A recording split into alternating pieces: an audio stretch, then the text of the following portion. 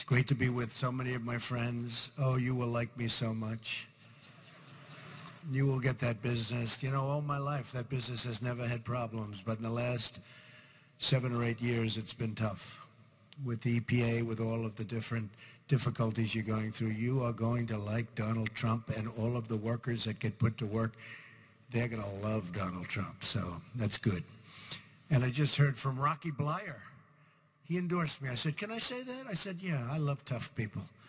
And he's a tough cookie, and he just endorsed us. We have great relationships, and, you know, it's really been something. We've had some great poll numbers come out just today.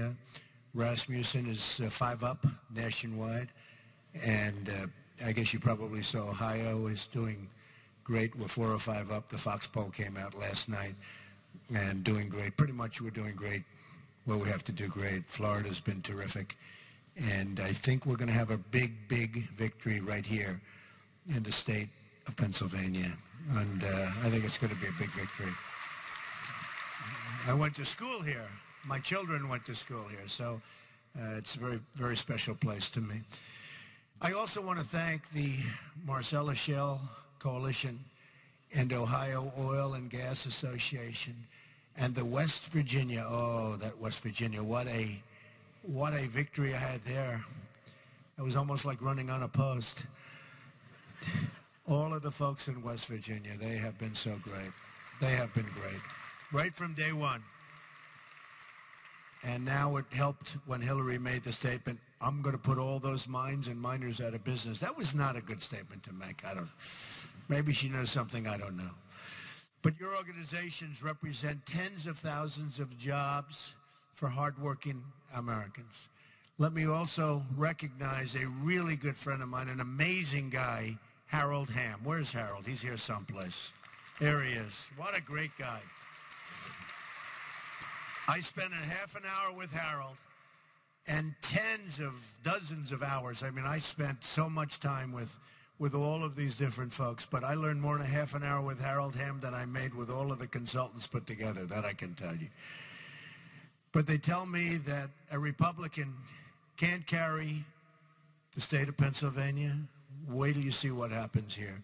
Wait till you see. And I don't believe it, and you don't believe it.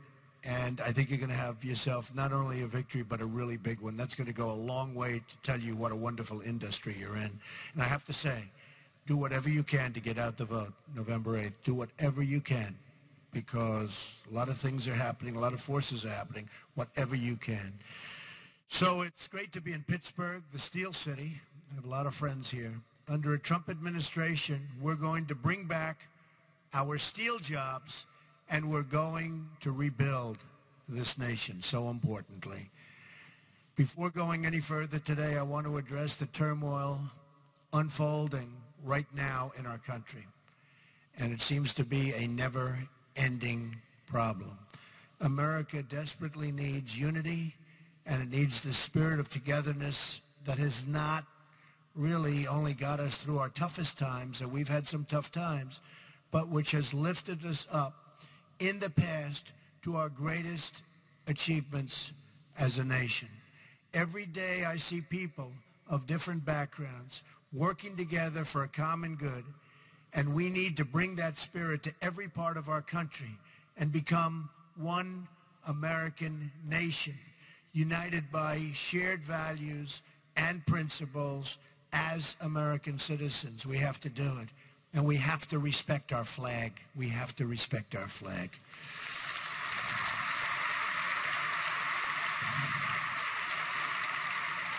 We all have to walk a mile in someone else's shoes, see things through their eyes, and then get to work fixing our very wounded country. I mean, we have some real problems, and we do have a wounded country. Many Americans are watching the unrest in Charlotte unfolding right before their eyes on the TV screens. Others are witnessing the chaos and the violence firsthand. Our country looks bad to the world, especially when we are supposed to be the world's leader. How can we lead when we can't even control our own cities? We honor and recognize the right of all Americans to peacefully assemble, protest, and demonstrate. But there is no right to engage in violent disruption or to threaten the public safety and peace of others. Every single American in our country is entitled to live in a safe community.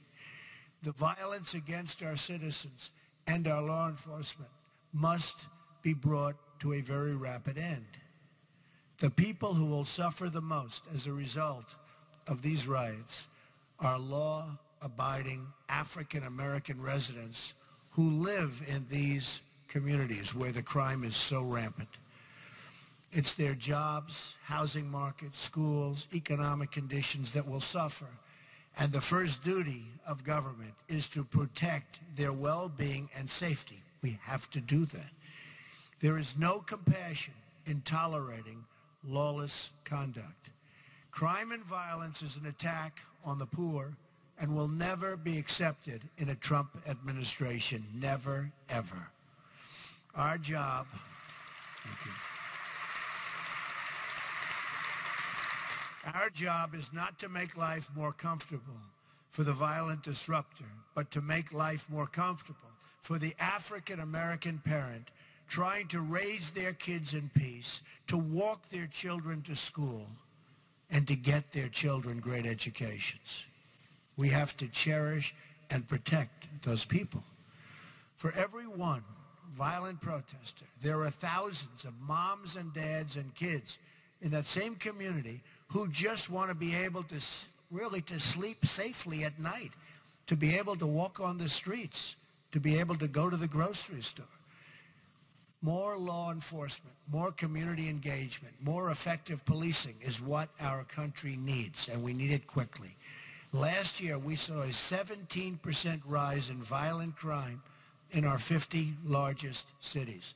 Homicides are up nearly 50% in Washington, D.C., and more than 60% in Baltimore. More than 3,000 people have been shot in Chicago so far this year from January 1st. Can you believe that? Nationwide, approximately 60% of murder victims under the age of 22 are African American. This is a national crisis, and it's the job of the next president of the United States to work with our governors and mayors to address this crisis and save African American lives.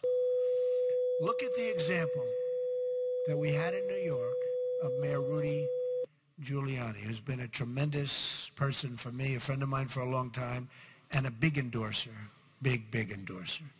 The policies he put into place ultimately brought down crime by 76% and murder in New York by 84%. Think of how many families these policies saved from the worst heartache imaginable. We need a national anti-crime agenda to make our cities safe again. We have to make our cities safe again. We will appoint the best prosecutors, investigators, and federal law enforcement officers in the country to dismantle the international cartels, gangs, and criminal syndicates, and I will stop the drugs from flowing into our country and poisoning our youth and many other people.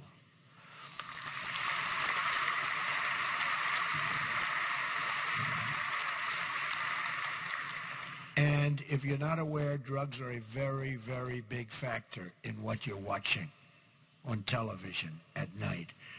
My administration will work with local communities and local officials to make the reduction of crime a top priority. Safety is the foundation of the ladder to American success. A great education and a really good paying job. We've lost so many of our good jobs to other countries. We're going to be bringing them back right here to Pittsburgh, to Pennsylvania. We're going to be bringing them back to Ohio. We're going to be bringing them back all over the country. They're coming back. They're coming back. These trade deals and the people, I think we'll have to have Harold Hamm negotiate a couple of trade deals for us, folks. To have the best schools and the best jobs, you must have safe communities. That means we must recognize the contributions of our police, who come from all backgrounds and all walks of life, and who often thanklessly risk their own lives to protect innocent people, many of whom they've never met. We all remember earlier this year when officers in Dallas, hunted down for execution, continued protecting the public until their last moments on earth. They were killed. Every day, police officers risk their lives for really complete strangers, and in every year, many of them will go out on calls and never return.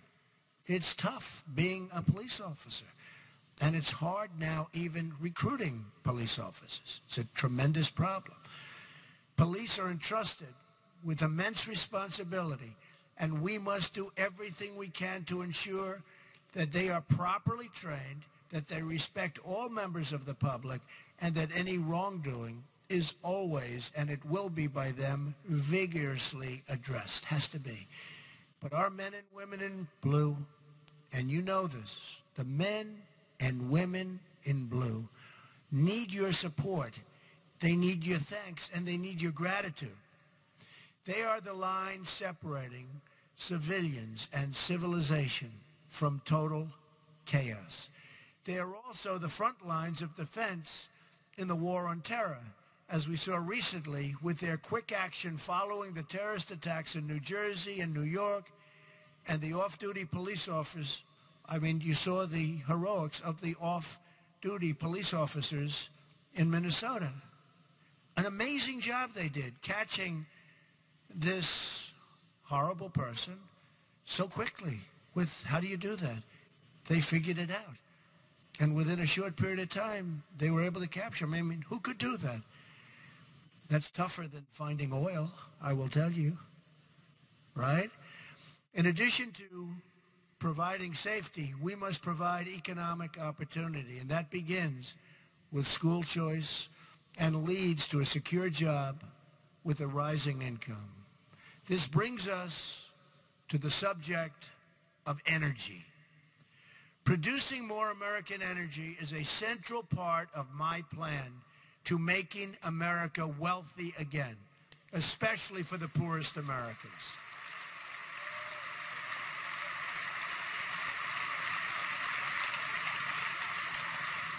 I knew I'd have to make that statement in order to get you guys a little bit enlivened. Well, you'll like the rest of what I'm going to say even more.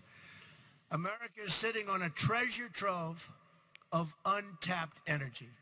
Some $50 trillion in shale energy, oil reserves, and natural gas on federal lands, in addition to hundreds of years of coal energy reserves.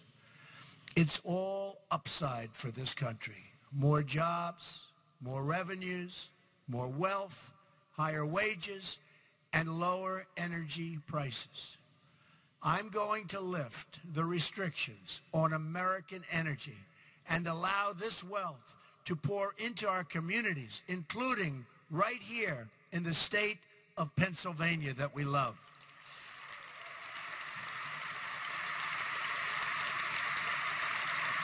According to the Institute for Energy Research, lifting the restrictions on American energy, including shale production, will accomplish the following. Increase GDP by more than $100 billion each year. That's good music. Add over 500,000 new jobs annually. Increase annual wages by more than $30 billion over the next 7 years. Increase federal, state, and local tax revenues by almost $6 trillion over 4 decades. Increase total economic activity by more than $20 trillion over the next 40 years. In addition, we will streamline the permitting process, which probably makes you happier even than when I'm going to say we're lowering taxes. The permitting process in your industry is a disaster. It's a disaster. Every friend I have in your industry, they tell me it has become horrible with the EPA. So we're going to take care of that. And all energy infrastructure projects, including the billions of dollars in projects held up by President Obama, billions and billions held up, creating countless more jobs for our country in the process. Overall, my entire economic plan, tax reform, regulatory reform, energy reform, and trade reform will create at least 25 million new jobs over the next 10 years, assuming an average growth rate of 3.5%. And I believe we can reach beyond actually 4% growth. Why not? And just so you know, when China does 7% or even 8%, it's a major panic in the country. They then start devaluing, of course, and they get their numbers up, much to our chagrin. My tax plan includes a 15% business rate. Think of that. So that we're reducing taxes from 35% all the way down for business to 15%, turning America into a jobs magnet. Hillary Clinton would raise taxes on some small businesses as high as 45% and probably even higher than that. And as far as regulations are concerned, it will be beyond anything you're experiencing right now. So you better get everybody out to vote, folks, so you can sort of forget it. And all these jobs that we're talking about will go in the opposite direction. Income taxes will be simplified from 7 brackets to 3. And middle-class Americans will get a major tax cut, including child care deductions and tax-free child care savings accounts. My plan includes the elimination of all unnecessary regulations and a temporary moratorium on new regulations not compelled by Congress or public safety.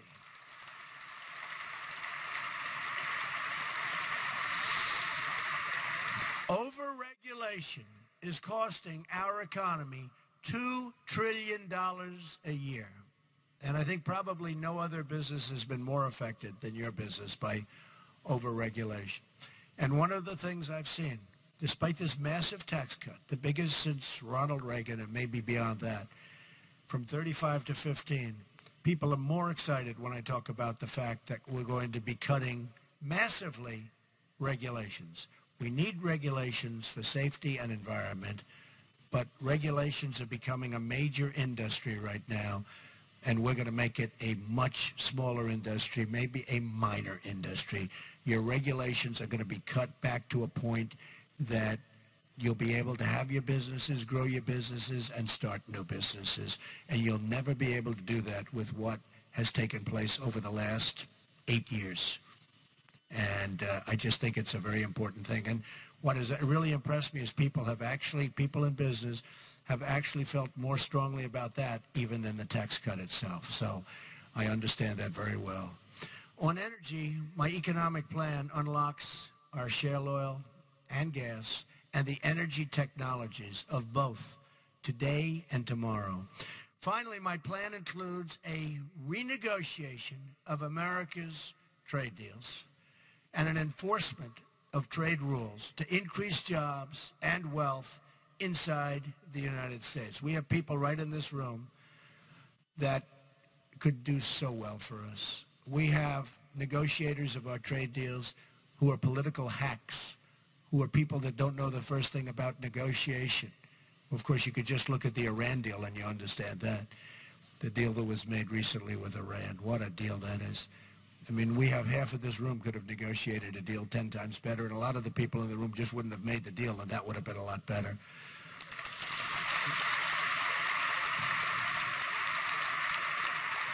But they did something that you folks, even Harold Hamm, never saw before.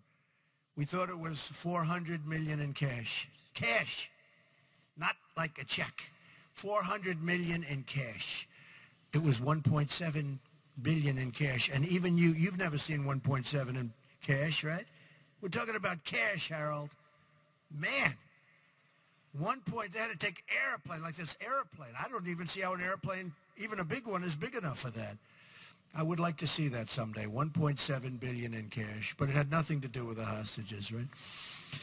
Strong border controls will also protect our workers and save our budget trillions in the long term. It is perhaps the most pro-growth economic plan anywhere in American history. I think it is. Compare that to my opponent. She plans a $1.3 trillion tax hike, massive new regulations, and some of your industries sitting right in this room are out of business, the offshoring of American jobs, and the aggressive restriction of American energy production. Her plan will help only her wealthy donors and global special interests who benefit from the rigged system. And we are in a rigged system. Hillary Clinton wants to put the coal miners out of work, ban hydraulic fracking in almost all places, and extensively restrict and ban energy production on public lands and in most offshore areas. That's what she said. Remember, she said, we're going to put the miners out of work? This will produce devastation for states like Pennsylvania, Ohio, West Virginia, and so many others, where shale oil and shale energy and coal production are critical parts of the economy. And I go to the coal areas, and it's like devastation. And these are amazing people, unbelievable people. Her plan hurts states like Colorado, Florida, Virginia, North Carolina, and anywhere with access to either onshore or offshore energy resources. She also supports blocking the energy infrastructure that's needed to move our energy resources to the marketplace. According to the Wall Street Journal, overall, more than a dozen fossil fuel projects worth about $33 billion have been either rejected by regulators or withdrawn by developers since 2012 only, with billions more tied up in projects still in regulatory limbo. They won't happen either. Now, if I'm president, they'll happen quickly. I can tell you that. Happen very quickly. You'd be amazed how quickly they'll happen. Examples of energy transportation projects blocked or abandoned include an $850 million coal export facility in Washington, a $3 billion natural gas pipeline in the Northeast, and a $6.8 billion liquid natural gas export facility, among others, many others. Billions of dollars in private infrastructure investment have been lost to the Obama-Clinton restriction agenda, and many, many billions more to follow. The platform produced by Hillary Clinton's party this year also calls for a price on carbon. That's just political speak for a massive new tax on coal and shale production, a tax on American consumers. And it's very unfair to our country, and it makes it very unfair and very uncompetitive to do business with other countries. Very. It makes it so tough to compete with other countries. And remember, every energy dollar that isn't harvested here in America is harvested instead in a foreign country, often foreign countries not very friendly to us. That not only means, so true, that not only means that we're sending our jobs to those countries, but it means that energy is being produced in foreign countries that lack our high environmental and conservation standards, which we want to keep. That is just one more reason why we should pursue the safe and responsible production of America's vast energy resources and reserves. We need an American first energy plan. It's going to be, from now on, America first.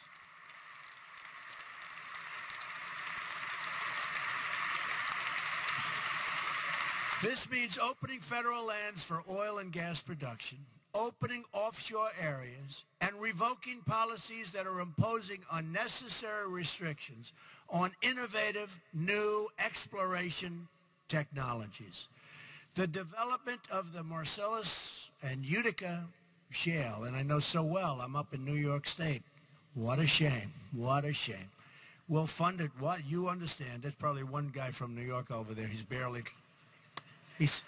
been trying to get at that stuff for about 20 years, and now his clap, he's barely making. Who's the poor guy that just clapped?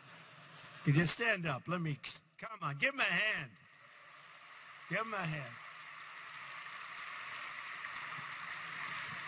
He's exhausted, but he's still there, right? Will fundamentally change the economic landscape of this region and our country, bringing extraordinary new prosperity to millions, more jobs, higher wages, a larger tax base, and dollars flowing into our country for a change instead of out of our country, which is typical. Hillary Clinton's war on energy will cost our economy $5 trillion at least. She's not only declared war on the miners, but on all oil and natural gas production. It's war, which supports 10 million jobs in the United States. And you people know it's war. It's going to be worse under her than it's been under President Obama.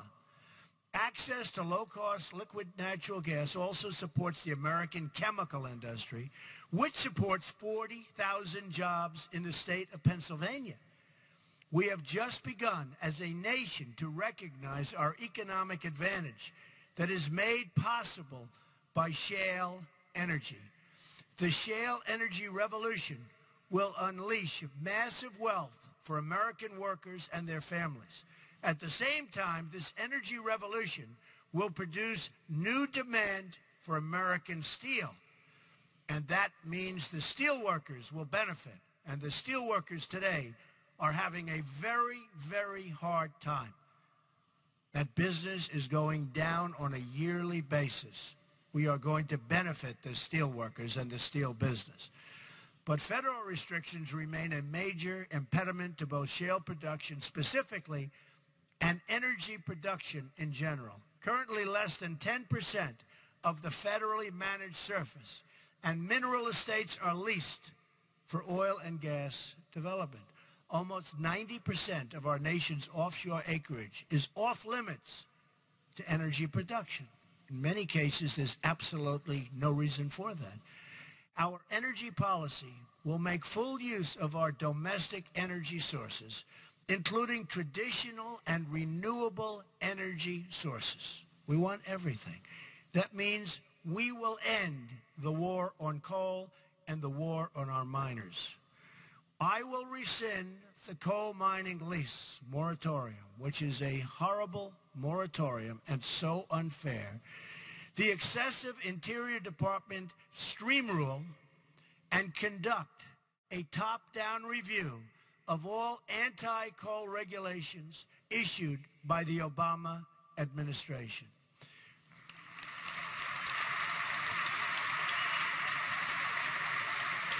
We will eliminate the highly invasive Waters of the U.S. rule and scrap the $5 trillion Obama-Clinton Climate Action Plan and the Clean Power Plan.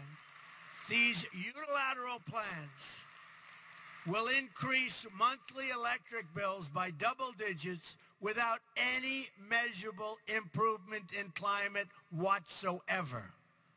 Very unfair to our people and our workers. I will refocus the EPA on its core mission of ensuring clean air and clean, safe drinking water for all Americans. That's what we want. I believe firmly in conserving our wonderful natural resources and beautiful natural habitats. My environmental agenda will be guided by true specialists in conservation, not those with radical political agendas that are putting our country behind the 8 ball.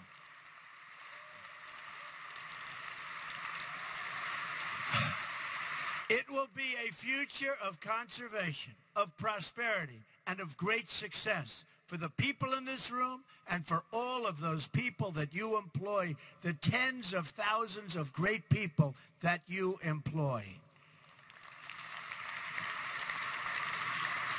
It will be a future of new technology, new innovation, and new solutions. It will be a future we can achieve together, beginning with a victory on November 8th. Get out and vote.